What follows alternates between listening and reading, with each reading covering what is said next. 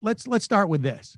So Donald Trump schedules a rally in Tulsa, Oklahoma on Juneteenth, which is the day that we celebrate essentially the end of legal slavery in the country. The last slave was emancipated in 1870, 1865. I don't know exactly when it was in Texas. Asterisk, except for prison labor. And of course, they hold it in Tulsa, Oklahoma. It is the 99th year anniversary of the Tulsa massacre, where dozens of black folk were killed, hundreds were injured, even more were sort of interned. It was Black Wall Street there, and they used private planes to drop firebombs on people. I mean, it was horrible. The Trump administration, White House, campaigns, we had no idea. We just didn't check our calendars.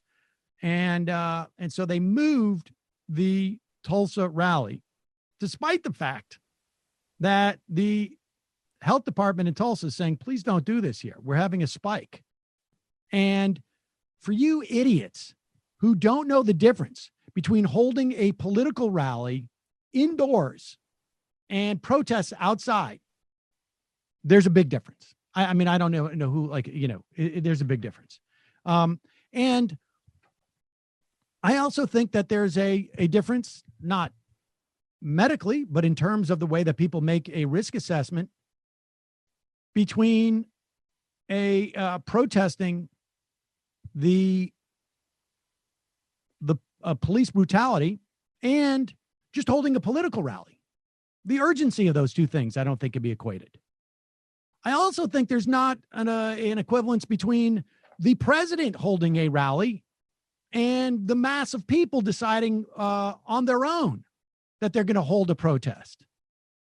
Nevertheless, at the very least, we now know that it's a lie, that there was no awareness that it was Juneteenth, and that Tulsa had some import. Here is a report. Who is this? Lemire? Somebody reporting on Morning Joe this morning that, in fact, the campaign did know. Has there been any thought of possibly doing what he did in Mobile, Alabama at the beginning of his 2016 campaign and holding an event outdoors? Joe, we've done a lot of reporting on the backstory of this rally. First of all, just to be clear, campaign officials very much knew that it was Juneteenth when they selected that date. They expected some blowback. They were caught off guard by the intensity of it. The president eventually bowed to pressure and moved it from the 19th to the 20th, so it's Saturday. In terms of venue, no, not yet. It's an indoor arena. It's downtown.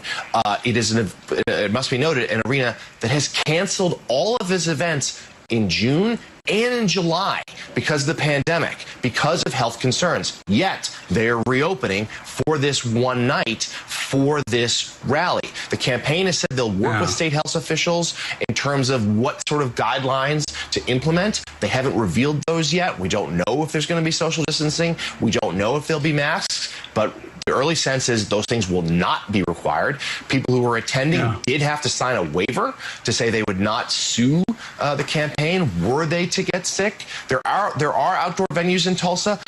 They could handle this. There's a new one that just opened up. It's a possibility they'll look to it, but at least right now they have not. The president wants to have as big a rally as possible indoors. There you go. They could have an outdoor rally.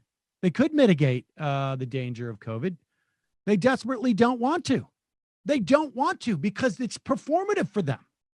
They don't want to in any way concede the fact that this is real. You see what's happening in Arizona. You see what's happening in California.